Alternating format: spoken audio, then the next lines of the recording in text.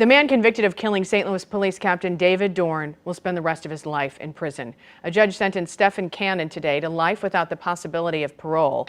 In July, a jury convicted him of shooting and killing Dorn during unrest in the summer of 2020. Dorn was guarding a St. Louis pawn shop from looters. Moments before learning his fate, Cannon told the judge he was not the shooter and expressed condolences to the Dorn family. Dorn's family was in the courtroom.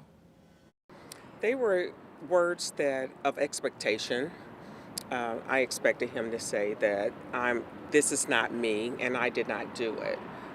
But a jury that was selected decided otherwise. The judge also gave Cannon maximum sentences on 5 additional charges to be served consecutively with his life sentence. Tonight, we're learning about the St. Louis Mayor Tashara Jones' plan to pour $40 million into making our streets safer.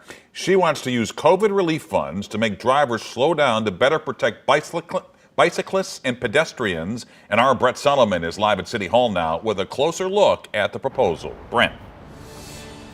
Well, after one too many crashes, city leaders and many of you are now saying enough is enough. So, King? On any given day, you can see children playing outside in St. Louis neighborhoods. Too often, they have to compete with traffic. We couldn't let them out here unless I had all my cars parked right here to make sure nobody jumped the curb and hit them. To put a shield between the traffic and them. Kendra Trotter is referring to her son, daughter, and nephew. She's lived near Dayton and Glasgow on the north side for 9 years now. They flew up and down the street all the time and didn't nobody slow down. In the past couple of years, the city put up a neighborhood traffic circle and speed bumps.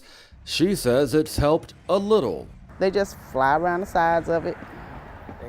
And keep going. Or they fly over it real hard and keep going. City officials say every little bit helps. You can see over there, there's also a speed hump, so it slows them down as they also approach the traffic circle. Grace Kayung with the city says the mayor wants to look at a combination of these traffic calming measures all across the city, including raised intersections and curb extensions. When the curb is extended a little bit further, so it shortens the distance for an individual to cross the street.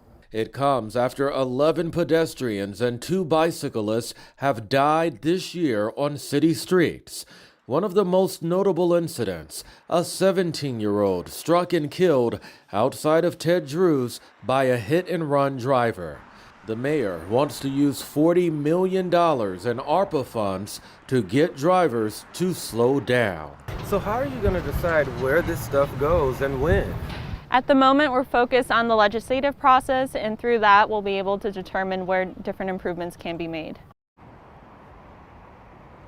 All right, back live now. What that basically means is the Board of Aldermen will have to agree with the mayor to make these investments happen. Each project usually needs a traffic study, which the city has to pay for before the work is done. So the mayor is hoping that many of those projects can be sped up by putting money directly towards projects where studies have already been done. We're live at City Hall tonight. Brent Solomon, 5 on your side.